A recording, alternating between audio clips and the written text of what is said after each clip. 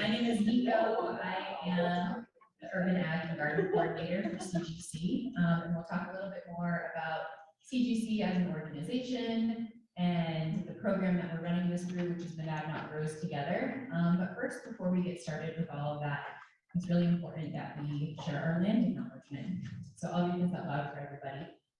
Native communities across New England have used this land to grow not only crops, but also to grow communities and cultures. Today, many of us are from New Hampshire, known as Indakina to the Abenaki, Pennacook, and Wabanaki peoples past and present.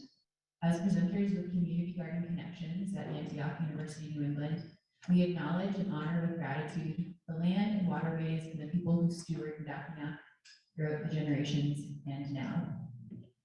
And on the bottom there, if you're interested in learning a little bit more about Abenaki or Wabanaki people,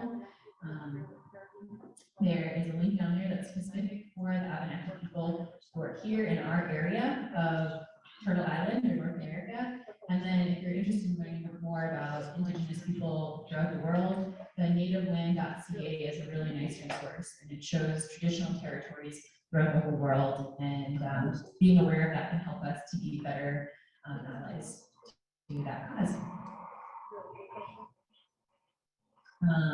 So before we get started into all of this stuff, it's important to also note that we have some folks that are joining us on Zoom. So Zoom folks, try to remember that you're also with us here, and we have folks in the room, which is really nice. It's really good after COVID to be able to kind of do our mix of things and be able to meet people best wherever that is.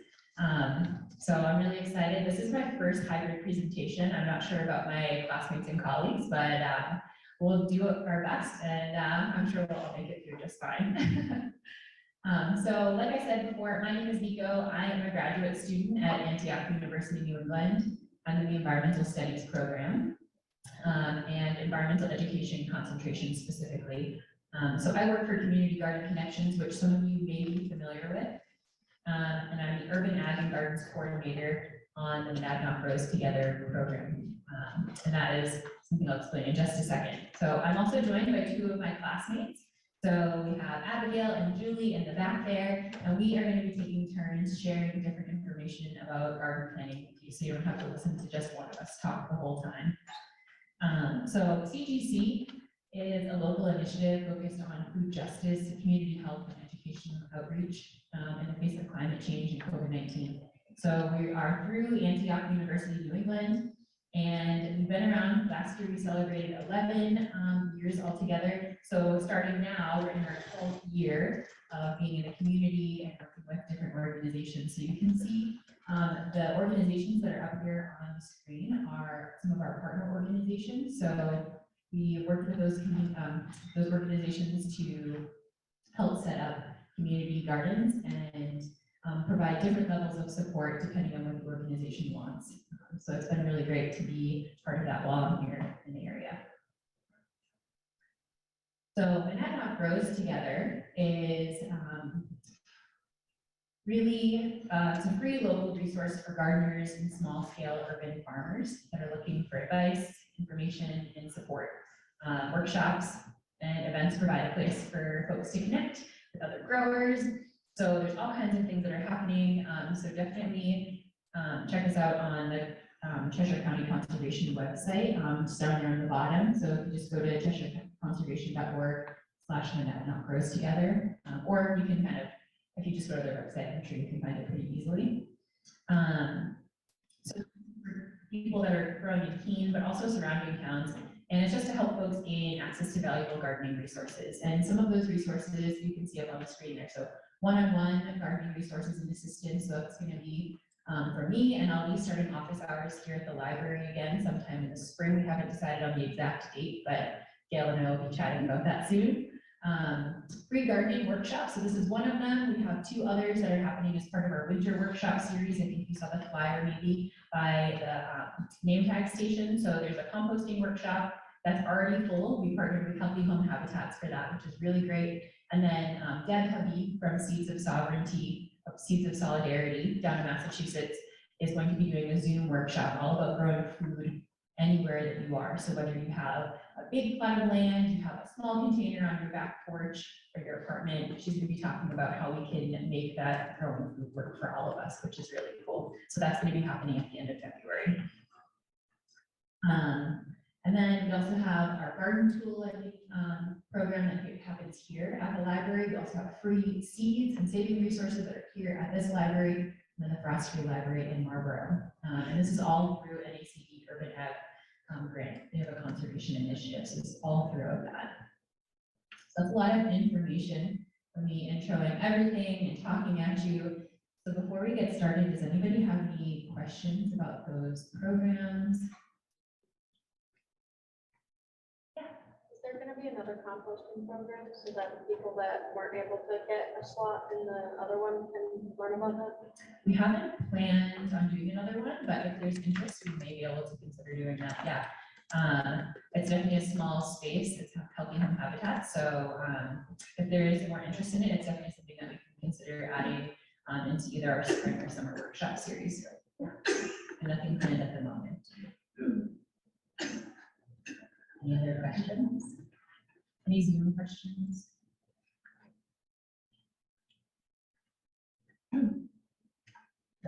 Okay, great.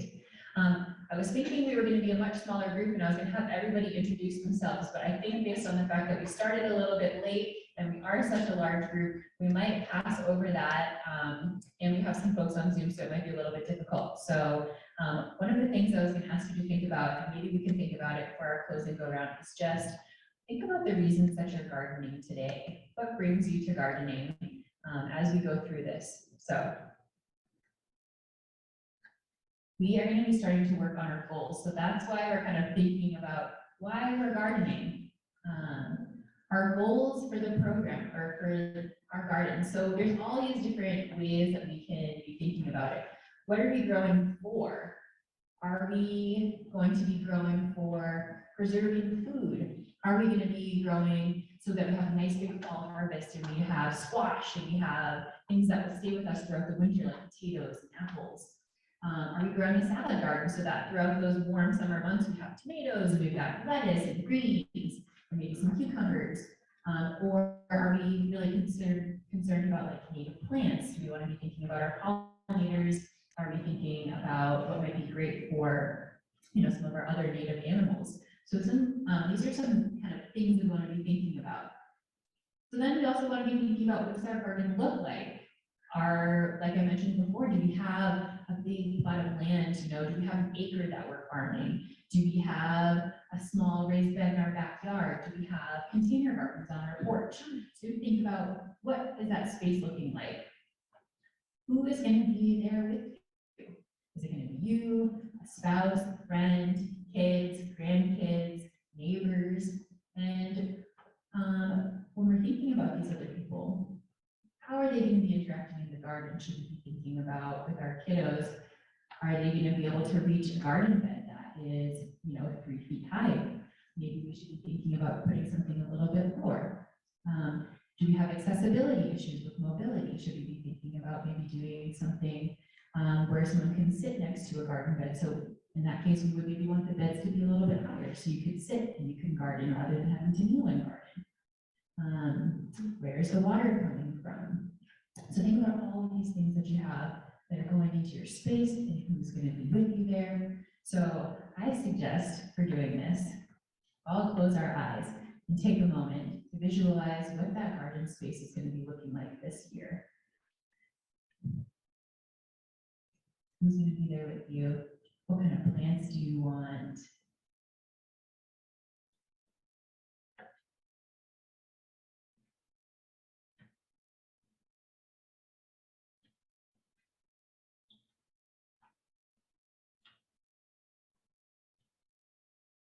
Thanks everybody for taking that time.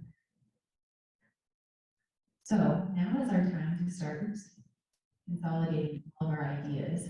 The last point that I haven't covered yet is that if you do have extra space in your garden area, you can consider growing food for others.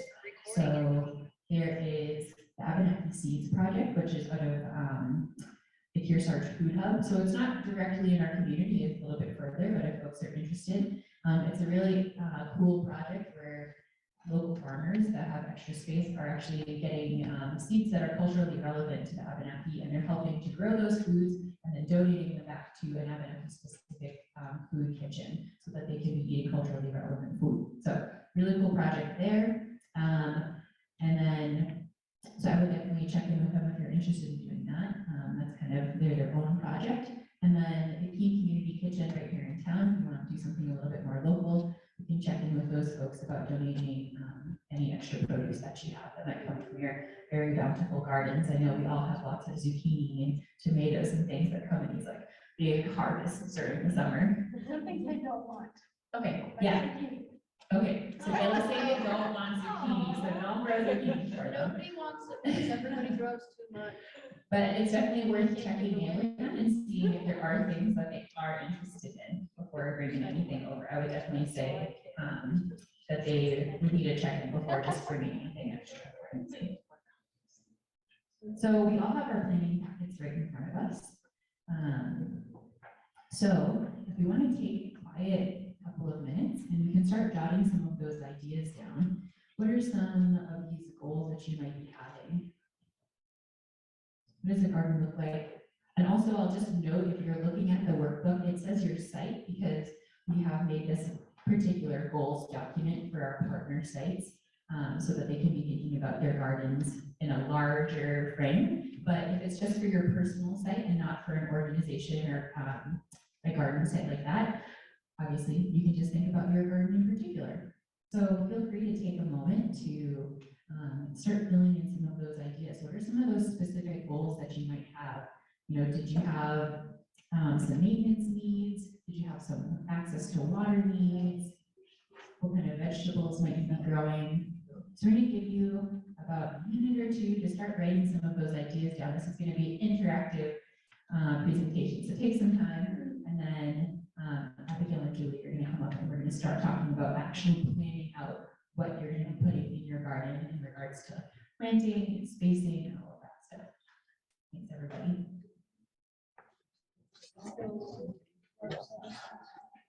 So we did have an online Zoom question, and that was the ratio of water to garden plot. So that's going to depend quite a bit on the plot you have. So whether it's actually something that's in the ground or if it's a raised bed, those will dry out a lot faster than if you had something that's in the ground. And it's going to depend a lot on the types of plants that you have, right? If you have a tomato or something that is going to be filling up, that's going to be like really juicy, you're going to be needing to water those more often and with more water than some of your other plants, like, you know, some of, gosh, I'm trying to think of something that doesn't need that much water. I guess even some of your flowers or something. So it's really going to depend on the specific plants that you're putting in there and the type of plot that you have. I don't think that any of us are experts enough to say the exact ratio that we're going to need. So that would be something that like you would each extension or something might be able to help out with a little bit more in regards to that ratio to garden plot kind of question. But thanks for that. All right, so I hope everyone got a chance to start to get them in your mind. So now that we've got some of those goals, we're taking those through. I'm going to cover a little bit about how we might be able to meet those goals within our spaces. One particular method for doing it, and that is square foot gardening. So square foot gardening is essentially a method in which the garden space that you have is being divided up by square feet units. That can be difficult, like you can see right here. We have guidelines with a bumper in between, or it can be just and in your workbooks, I think in your workbook it's page 5, the section starts. You can start to see some of the individuals as well. Conceptualize.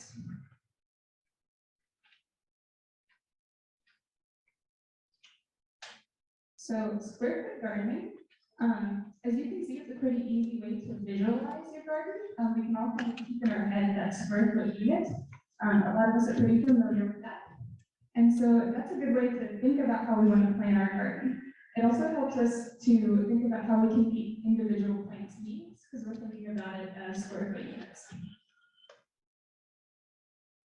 It's also really great for planning out some of your supplies that you're going to need, because the charts in the back, that is a good way to think about the supplies you need for your. And we will dive a little more into it. I'm going to go through how the steps that you might take in order to do this type of gardening. And you'll have it in your workbooks, a written version too, if that's the way that you learn best. So I started off, this is a picture of kind of my own working with this. So I started off with these 3 different grids. They're 4-foot by 12-foot garden beds. So that's broken down into 48 different square foot units.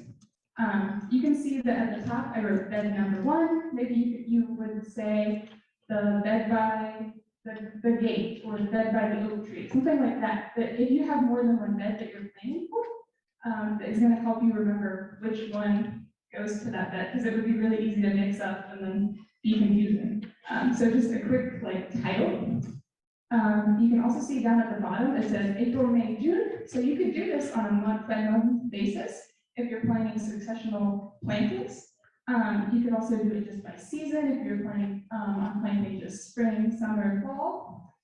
Or you could break it down even smaller into weeks if you're really into successional planting. So that's totally up to you. I believe that the ones we have in your packet are by month as just a way to get started.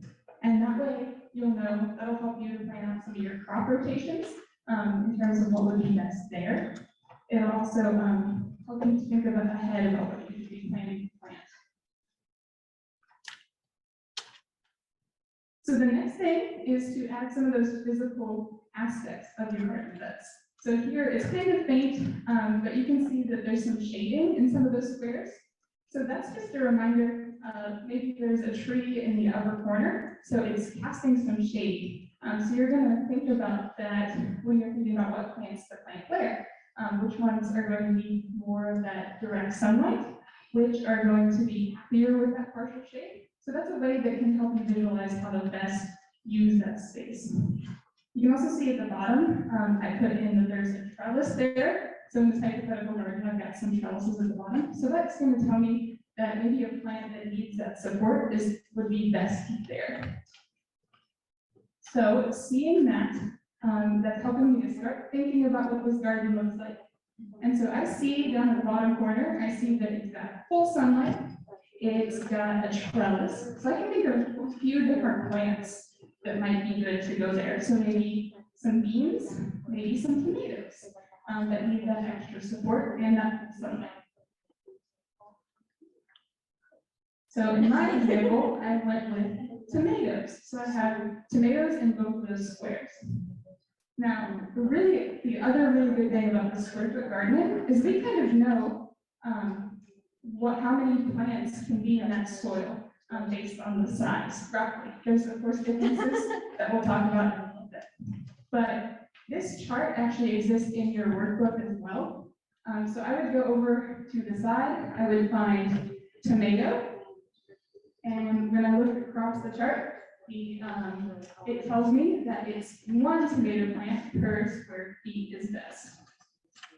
So I've added in that 1. Now that's really helpful because it's helping you to visualize some more. And then also because it's helping you to plan out how many you would need to purchase. So a lot of people either start their tomato plants indoors or they're purchasing tomato plants. So you would write tomato in the first column, and then if you had some of the other information, and we'll talk a little bit more about some of that later, you could fill that in, and then there is a total seeds / plants needed, and that is where you would put in how many. So this is like a tally, and so when you're doing your purchasing or your lending for a new season, you can go through and look and say, oh, I need 2 tomato plants or 8 tomato plants. And you'll know what to purchase just from this one document. So this is a great way to keep organized and to make that purchasing a little bit simpler. Now, of course, we talked about shading, we talked about some of the structures, and we started talking a little bit about water and soil, we just mentioned it. But of course, there's a lot of other things that go into it. And so I'm going to go ahead and hand it over to Julie to go a little more in depth about some of these topics. Hi, everyone. My name is Julie. I'm also an Antioch University ES Environmental Studies graduate student. It's lovely to see you all today. All right. Yeah, so we want to talk a little bit about soil health before we just dive right into garden planning. So these are just a few elements that we thought you might want to consider when you're thinking about what plants you want to plant this season. So first of all, topsoil is the topmost layer of the soil, very rich in organic material. And erosion, we want to try to avoid erosion as much as possible. So one thing you might consider is perennial versus annual plants. With annual plants maintaining their roots year round, that actually will keep the soil better than annual, so you'll reduce some of that erosion. Additionally, just keeping your ground covered as much as possible is also good for that. In terms of nutrients, we know that some plants take out certain nutrients and some plants put in certain nutrients. So we want to make sure that that kind of nutrient balance is as balanced as possible, as well as trying to, as much as possible, reduce the closing the nutrient loop. So that means, as much as possible, reducing the amount of synthetic fertilizer that you use. So we do recommend using compost, as shown up here. Additionally, pH is something to consider. Certain plants do well with more acidic soil or more basic soil, and other factors such as soil composition, soil drainage. These are all things that affect what plants will grow best. And so we wanted to let you know, we saw that some people already picked up our copies of the New Hampshire Extension soil testing form that we had. And so this is, you can find this if you can get a copy just on the New Hampshire Extension website. And additionally, there are at-home tests that you can do as well to just to test the soil and see if there's any specific amendments that you should be looking into to getting, depending on what plants you are looking to plant. Additionally, we have two more worksheets in your workbook that I'm not going to go over right now, but they might come in handy. We have a worksheet on how to mulch, as well as one on preventing garden diseases. So I would definitely make sure you really look through that workbook very in depth and just make sure that you're utilizing those resources if they're helpful. Briefly want to talk a little bit about companion planting as well. And there's so many reasons to consider companion planting in your garden plans this season. One of which is all about diversity, biodiversity. You know, as I mentioned earlier, different plants take out and put in different nutrients. So just maintaining that nutrient balance, companion planting is a really great way to do that. And so on the bottom right, we have a picture here demonstrating that. We have Kernza, which is a perennial cousin of wheat, which requires a lot of nitrogen. And the other plant is alfalfa, which puts a lot of nitrogen into the soil. So those work out well together. On the left, we have, maybe you guys are familiar with it, maybe not. It is called the Three Sisters Companion Planting Method. It's been used by many different indigenous groups, and it is amazing for a lot of reasons. And one reason being that the corn acts as a sort of trellis for the beans. So considering how you can pair vining plants with tall plants is one aspect of it. Another aspect being the squash at the bottom maintains the moisture as well as decreases the erosion. So that is like a very classic companion planting method that has a lot of benefits. And then the top right is just a picture of companion planting that also works to draw in pollinators. So that's another thing you might want to consider as well. And we do have a companion planting worksheet in your workbook, and we'll be working with that more as we go through this workshop. And finally, just wanted to touch a little bit on wildlife interactions, both positive and negative. So kind of trying to sort of reduce the use of synthetic pesticides or insecticides if possible. So we have a resource on some natural pesticides you can consider.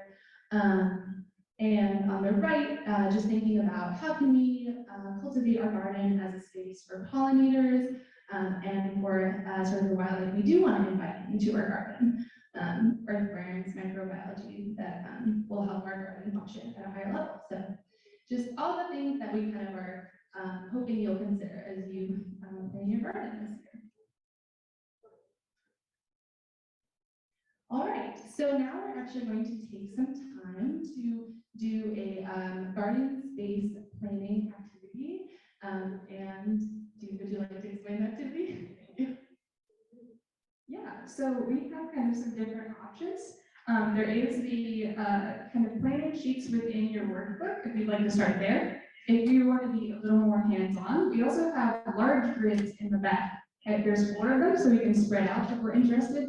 Those have some crop cards, so they have information about different common garden plants that help us to think through that. And so that can be physically moved around if you're more interested in that type of learning and thinking about this.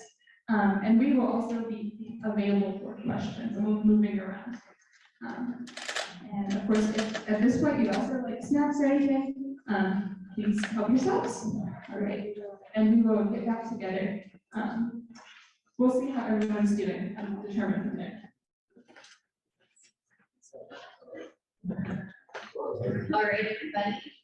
You want to just wrap up what you're doing. If you're working in the back and you have cards out on the garden plots, feel free to leave those there. We're going to talk about a couple more things, and then we're going to just have some more space at the end where we can work with those hands-on things in the back, or Julie and Abigail and I will be around, or if you feel like you've got what you needed, you're welcome to go after that as well. So we're going to get going on our next topic, and we'll just move right along. Thanks for hanging out and working on that. Does anybody have any questions before we start moving forward into our next? Yeah.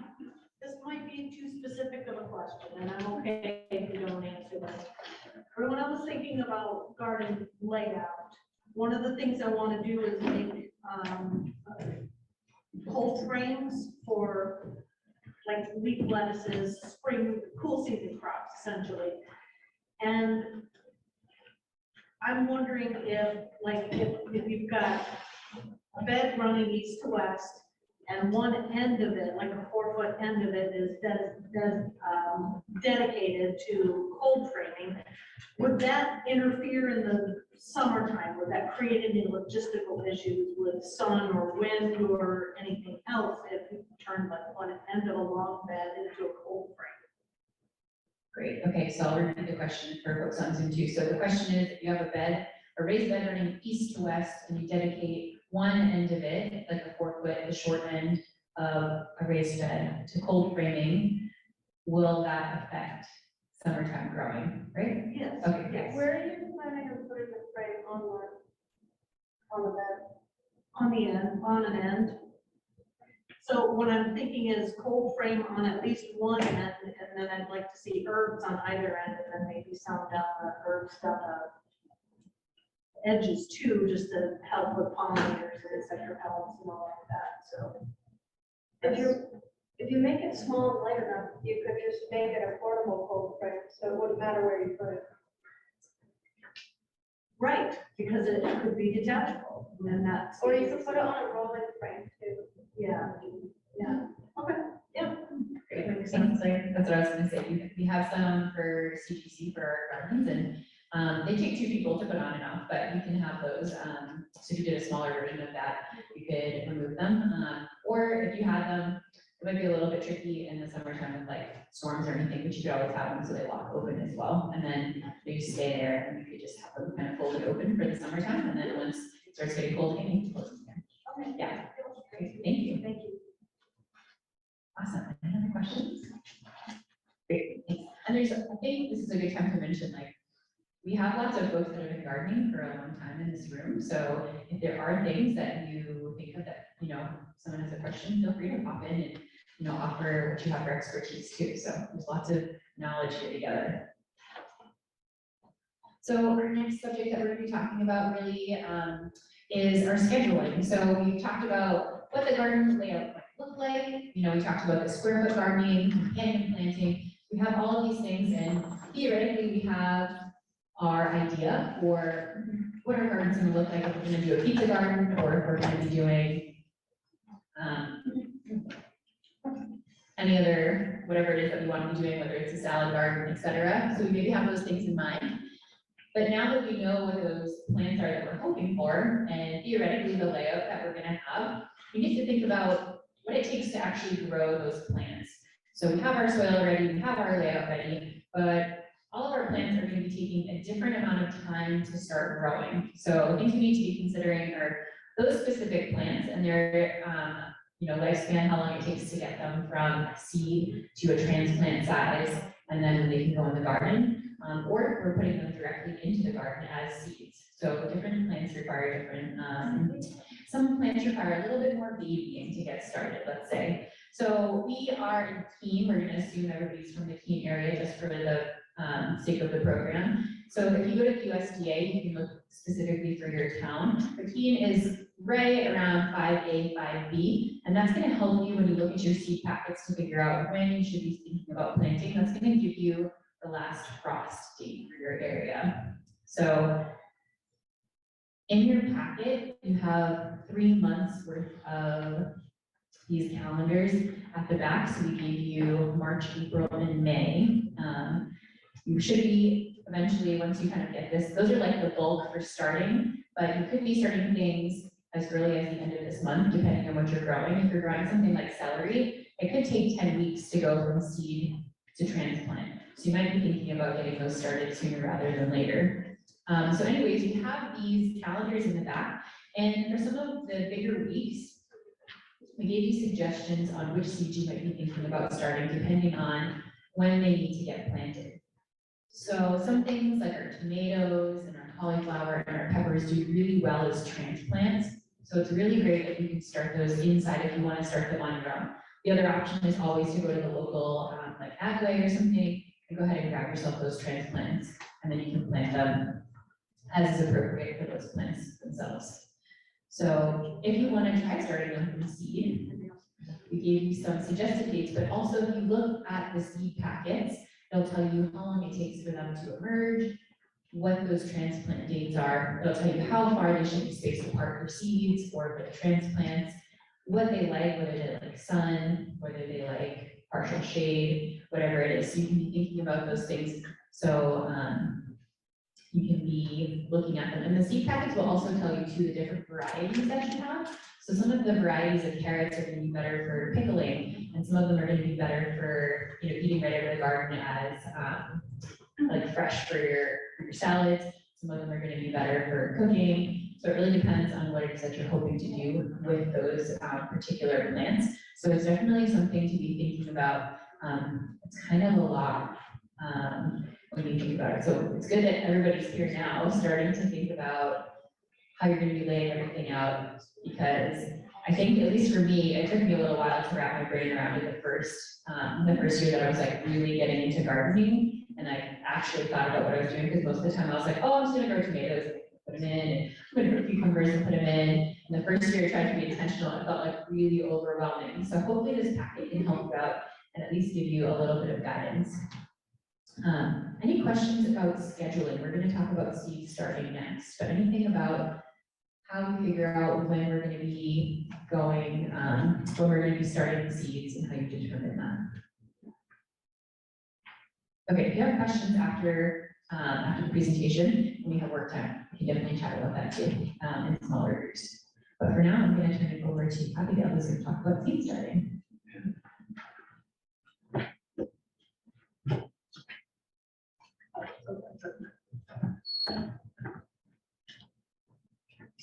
All right, so starting to think about that scheduling. This is maybe something you've done before, or maybe something that's new to you. I find that a lot of people can become intimidated by this idea of indoor seed starting, especially when you start to think about things like grow lights and big setups and the trays that you want to get. But it's also really important to remember that you don't necessarily need any of that really fancy setup. You can do a lot of indoor seed starting just with materials that you have around your home. You need the same things that you might need outdoors, so adequate light, adequate water, and good soil. And that's, of course, going to depend on what you're planting. I have kind of a graphic here that talks about some of the things that do better started indoors. There are some plants that that really helps them, especially if they're kind of more tender to that cold. You can get a jump on some of your planting as well. And then some that really transplanting can be difficult with, either because of transplant shock, root issues, so like your root vegetables can be really hard to begin indoors just naturally. As you're moving the roots from one area, that's the main part of the plant that you're looking to harvest. So there's a lot of different resources. This is just one resource on things that can be started indoors versus what should be direct sown. So that just takes a little bit of digging, and most of your seed packets will also include that. And I think our crop cards in the back also have direct seed versus transplant, which works better. So here I have just a few kind of examples of things that you can do. So here we have what is just a newspaper cup used to hold the soil. So that's, when I've done these in the past, I've gotten like a full can of maybe like canned food, maybe like an aluminum can that has some weight to it, and you just hold kind of the bottom in, use that can to press it down, and so then you kind of hold its shape and you can hold that soil. These are a little bit harder to move, so if you're to be moving a long distance to your site, that's maybe not your best option, but those are easy to kind of unwrap and get your plants safely into the soil. There are, of course, larger flats that you can use. I think we may have some over there if you're interested in taking a look. But those are like single cells that you can use to plant the plants in. And just like when you're sowing in the garden, you're going to sow maybe more than one seed in a spot, so that you might have to kind of select and thin out as it goes. But that way, as long as your seed happens to not germinate in that space, you'll have a backup. And then with that, transplant shock and things like that are a real issue, of course. I'm sure a lot of us have experienced that. We put a plant in the ground and it just hasn't done very well. And so having some extra plants that you've done and started indoors can be helpful as well. And then some other tips is when you are getting ready to get them outside, you might want to do the process called hardening off. Some plants respond better to this than others. So that means taking them outdoors for a period of time. Usually you start off with a few hours in the daytime and bring them in at night. You successively get a little bit longer and more exposed to things like wind and cold. You can also do things like we talked about a cold frame. That can be a good way to kind of get them hardened off, kind of having in between being indoors and right out in your garden bed. I also have kind of if a cold frame isn't for you or you're thinking of doing it on a smaller scale, I've got kind of a DIY solution there. And it's recycling some used materials, so that's pretty cool. And that is the kind of milk jug cloches. So that's, you can put those over top of plants. I've seen other things like using bird hut. A lot of coffee houses will actually give you the old coffee bags that you can put over top. You can put it, either some of your plants can go directly over, as long as you're making sure they're not growing at a rate that it's going to crush it, or it can be up on stakes if that is something you can create.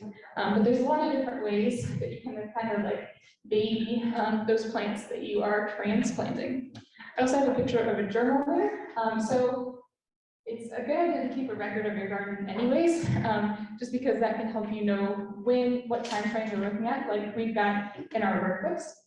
But with transplanting, that can be, or starting indoors and transplanting, that can be really important, knowing those time frames and when you want to get things out. So that is a good way. You can think about, you can get by like a physical notebook and put that information in, or you could do it online on a spreadsheet.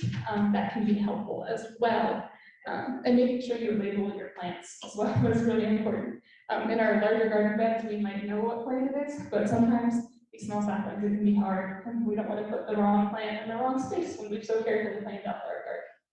So that is some indoor seed starting. I think we have some questions. What can you grow in the egg or start the egg? So that, I really am not exactly sure what plants would go best in there. I just thought that was a really cool idea, and that would definitely add some nutrients depending on what plants. So if you wanted to put plants in the eggshell for the start, you would want to look at plants that require more calcium and phosphorus for nutrient base. Because that would be the more beneficial, way of doing it, that's what the shell provides. If you don't want to plant it in the shell, but you want to use the shell elsewhere, you could also crush it up and use it around the garden as like slug preventative. So if you're noticing slugs on your brassicas, for example, that killed my brassica last year. If you put the eggshells around, it's sad but true, it enters the slugs and they can't get to your plant. Awesome, thank you for sharing that garden information. I had kind of calcium in my head, but I wasn't feeling prepared to speak to that, so thank you for sharing about that. And about saving the eggshells. You can crush them up in a jar in your kitchen as you go about cooking and then use them throughout the season. Any other questions about indoor seed starting?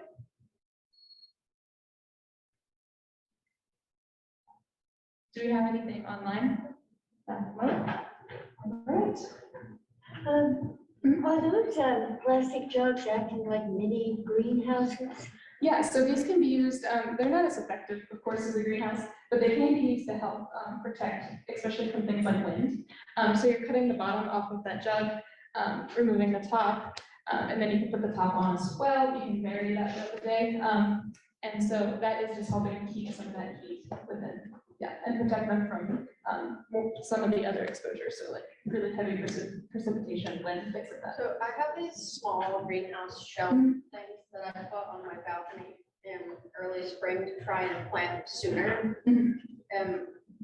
How much do you think it really increases the temperature to do it that way? Because I want to start getting them out into the direct sunlight as soon as possible, because that really does the seedlings a lot better than the indoor semi-direct sunlight.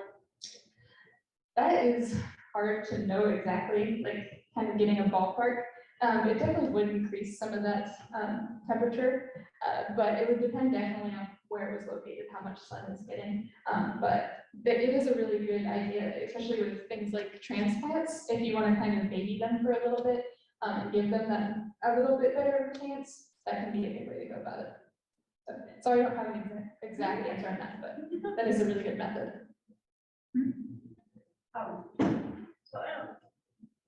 The library here, last year had some seed starter kits with grow lights and things. Yeah, so we actually have one right there, and we have something like, I think, 20 or so. So you can place those on hold, and we will get those ready to go. Awesome, that is an awesome resource. Thank you. Any other questions at this time? And we'll be available at the end, of course, too, for questions about this as well. I do have one question here. Awesome. Is there a recommendation on making a cold frame with cold windows? Do you start any plants in a cold frame?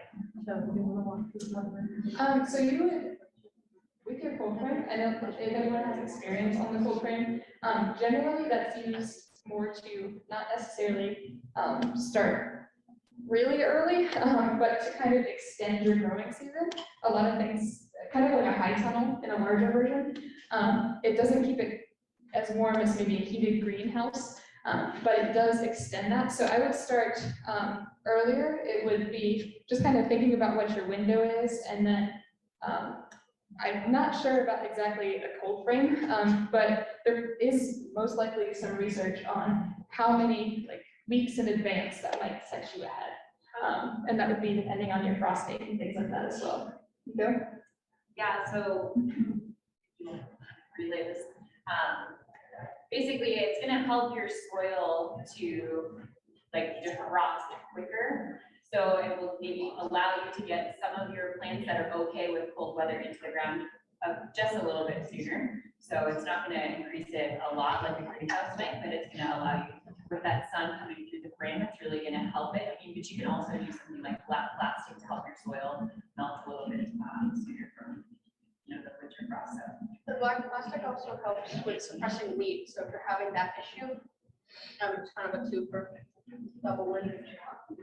Awesome, so for our friends on Zoom, we talked about that it's what the cold frame is really doing is helping to kind of thaw that soil a little bit earlier, that extends the time that you can plant a little bit ahead.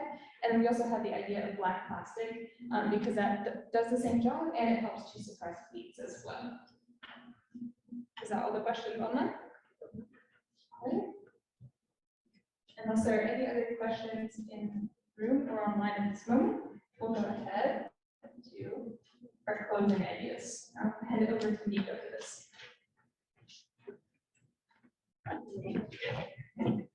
All right, so this is the end of our presentation.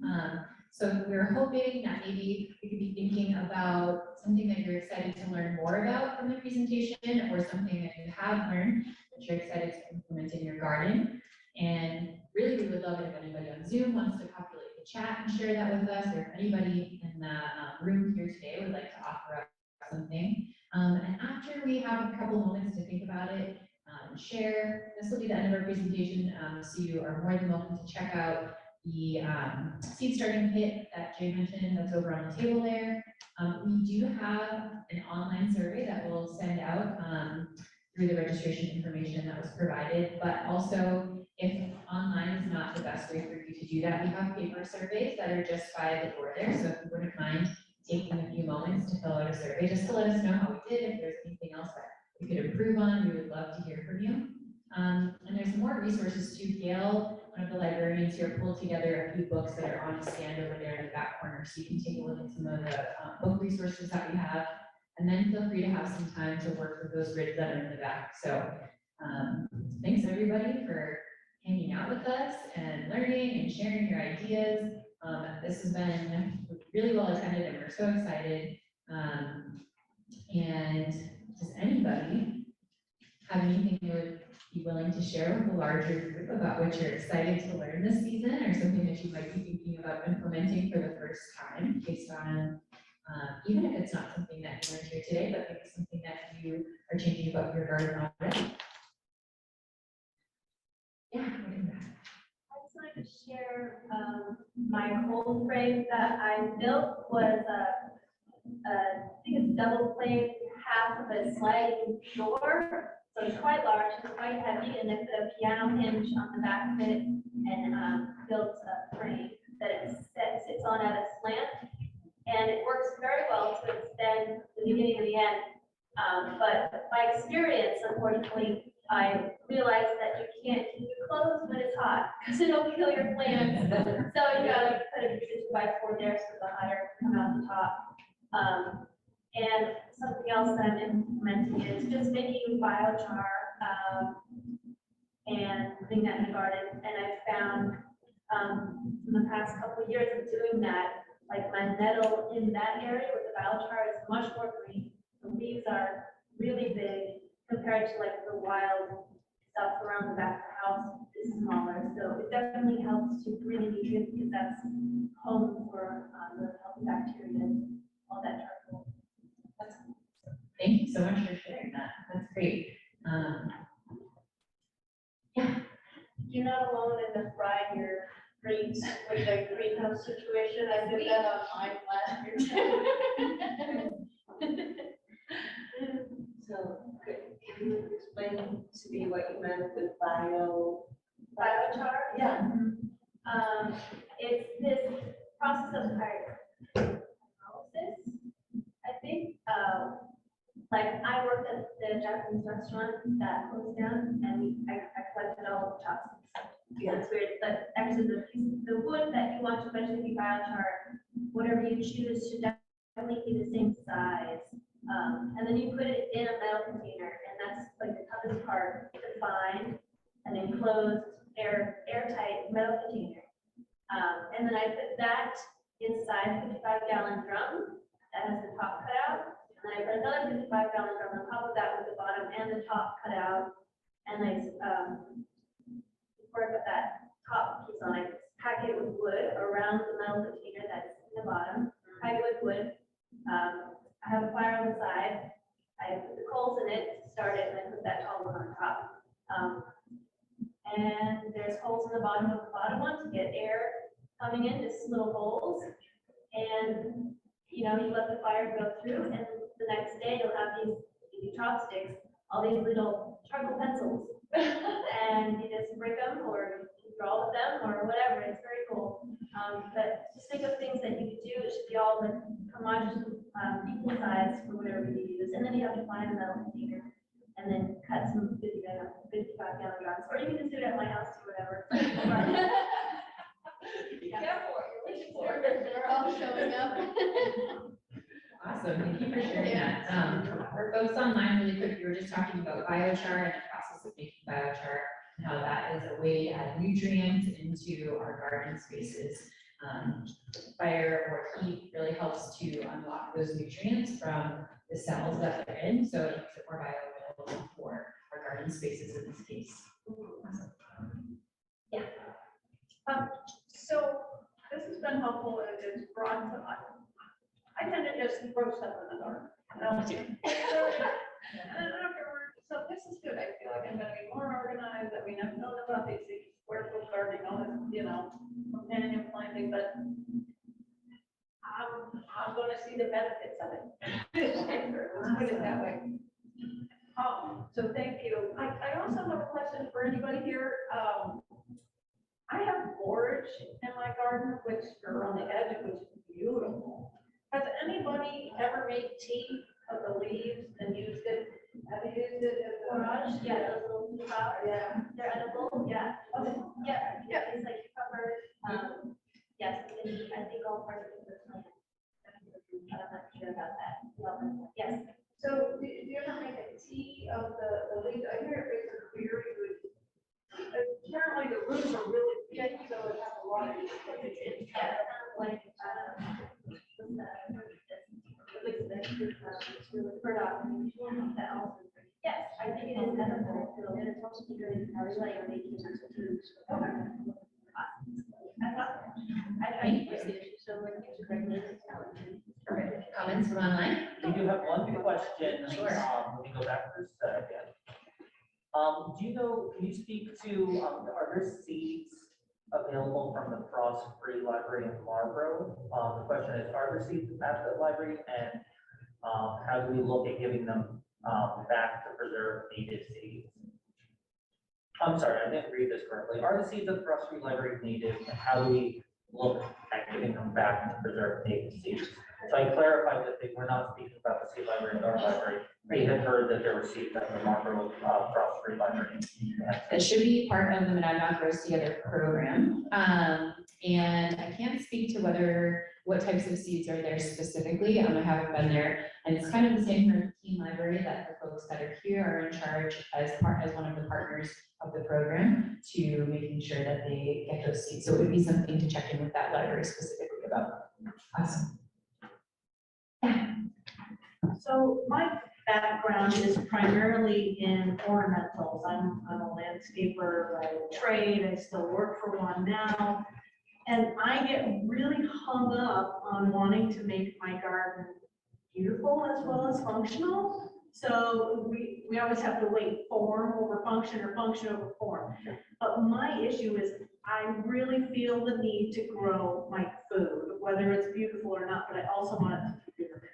So how do I reconcile this in my head that I need to grow food and I want to grow it beautifully, but this year, my first year on our new place, I won't necessarily be able to make it beautiful.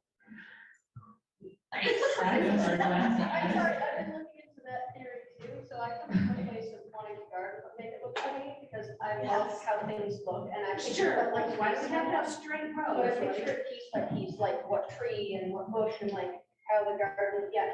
So what's fun is, to be quite frank, every plant out there is gorgeous. Absolutely. But there are different varieties that are different colors, there's variegated, there's things like that. And you also have to think, like, there are edible flowers out there, there are edible ornamentals. Hostas are edible at a young stage. Right. So if you think about the different ways you can use them in the different varieties and what they look like you can add a lot more color and variety there. So there are ways to make it look like a landscape instead of a garden. So how do you, so So I need to dedicate some space, and you invest time and effort into developing a space, whether it's purely functional or purely beautiful or somewhere in between. So can you reconfigure a strictly functional space into a space that's gonna eventually be beautiful? I don't want to make a temporary garden. I think Everything you're growing is probably animal, well, except for herb, right? Okay, this is So true. next year, I didn't like that way that one. Right, so I was Right, like, okay, oh, I need something taller, I need a different color. I Yes. need different shape. I mean, yeah, your background is, I'm gonna put something that's gonna last for a long time, but I think, right, if you could change your mindset that it's more annual, okay, this is an annual garden. So there are also That some balcony for edible plants that come back year after year, like chives, things like that. Yes, We'll put out yes. flowers, but not every year, so if you succession plant them, like carrots, for example, where you put out flowers every second year. Yeah. Or like the asparagus, where you harvest it every second year. You'll always have something pretty to look at, but also something every year. Also, that's the off-season one that you can eat that year too. Right, gotcha. Okay, so I So think, you have to think about a few years ahead, like the apple tree takes about 5 years to start putting out apples, but it blossoms in between, which is something pretty to look right, at. And then, over time, 10, 50 years down the road, it'll be huge. What space will be taken up then? And then there's like the ones that are biannual, or like they come back every year, or the ones that you add to it every year that are new. So you can always change up the ones that are every year, but then you can also think about, what about the ones that stay? right, right. That's the ticket right there. It's that balance between annual and perennial and biennial. Okay, yeah. Thank you very much. great conversation. Other questions? Oh, anything online? No, okay, great. I think we have really good conversation. Oh, yeah. Just one more thing. Yeah.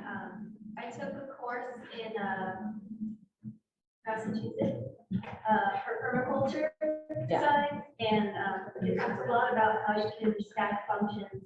I want an annual garden, but can I make it pretty? And maybe I can attract birds and maybe deter certain insects. So you want to get the most bang for your buck and your labor.